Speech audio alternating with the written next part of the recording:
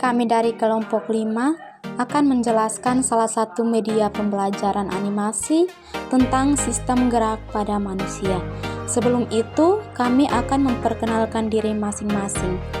Nama saya Matilda Tasiobe, NPM 33230056. Baik, saya perkenalkan diri Alexandra Jenia Suri dengan NPM 33230067.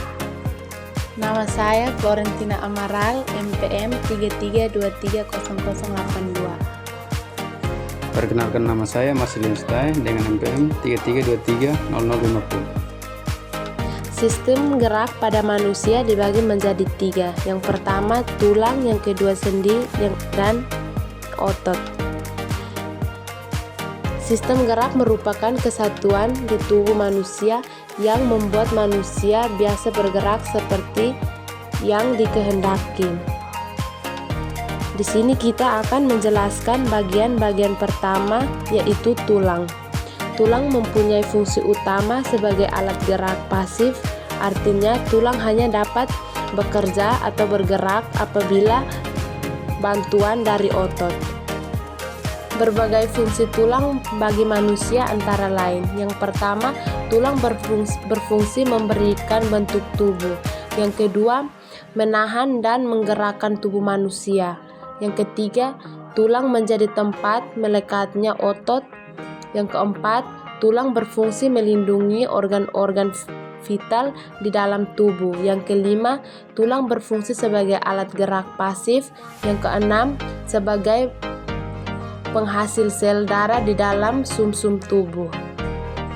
Untuk mengenai tulang, kita pahami dulu tentang 2 jenis tulang. Yang pertama, tulang rawan. Yang kedua, tulang keras. Tulang rawan contohnya kita harus mengetahui dulu tulang hidung, tulang telinga, tulang tengkorak, tulang ujung tulang rusuk, tulang ruas-ruas belakang. Contoh dari tulang keras yaitu tulang paha, tulang betis, tulang lengan, dan tulang kering. Baik, berdasarkan penyusunnya tulang dibagi menjadi 2 jenis, yaitu yang pertama tulang rawan. Tulang yang disusun oleh sel-sel tulang rawan. Tulang rawan mengandung lebih banyak kolagen dan sedikit kalsium. Yang kedua tulang keras. Jenis tulang ini disusun oleh osteoblast atau sel pembentuk tulang.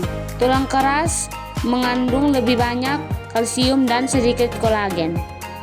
Berdasarkan bentuknya, tulang manusia dibagi menjadi 5 bentuk, yaitu tulang pipa, tulang pipit, tulang pendek, tulang tak beraturan, dan tulang sesamoid. Contohnya teman-teman bisa melihat pada gambar di atas. Perhatikan juga ketika tulang sudah membentuk sebuah rangka, jadi tulang-tulang ini akan membentuk sebuah rangka pada manusia dibagi menjadi 3. Yang pertama, rangka tengkorak, rangka badan, dan rangka anggota gerak.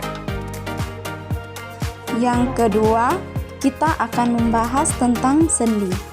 Sistem rangka manusia terdiri dari banyak tulang yang terhubung satu sama lain oleh persendian sehingga memungkinkan terjadinya pergerakan. Sendi dapat didefinisikan sebagai tempat bertemunya 2 tulang atau lebih yang mendukung sistem gerak pada manusia. Sendi ini dibagi menjadi 5, yaitu yang pertama sendi peluru, yang kedua sendi engsel, yang ketiga sendi putar, 4 sendi pelana, 5 sendi geser. Di sini ada 3 pasangan di sebelah kanan, ada diartrosis, sinartrosis, dan amfiartrosis. Nah, yang pertama hubungan antar tulang yang tidak memungkinkan adanya gerakan seperti tengkorak, itu hubungannya adalah sinartrosis. Dan yang kedua itu hubungan antar tulang yang memungkinkan gerakan terbatas seperti sendi antar ruas belakang, itu pasangannya adalah amfiartrosis. Dan yang ketiga itu hubungan antar tulang yang memungkinkan terjadinya banyak gerakan. Itu hubungannya adalah diatrosis. Saya akan menjelaskan tentang otot. Otot adalah alat gerak aktif yang menempel pada tulang. Otot inilah yang menggerakkan tulang sehingga tubuh manusia bisa melakukan suatu gerak. Yang pertama, otot polos. Otot ini bekerja di luar kesadaran manusia atau tidak diperintah oleh otak. Otot perintis satu ini terdapat dalam saluran pencernaan, pembuluh darah, hingga dinding rahim. Yang kedua, otot duri. Otot ini berbentuk banyak dan menutupi rangka sehingga sering disebut sebagai otot rangka. Otot lulik bekerja atas kesadaran atau diperintah oleh otak. Yang ketiga, otot jantung.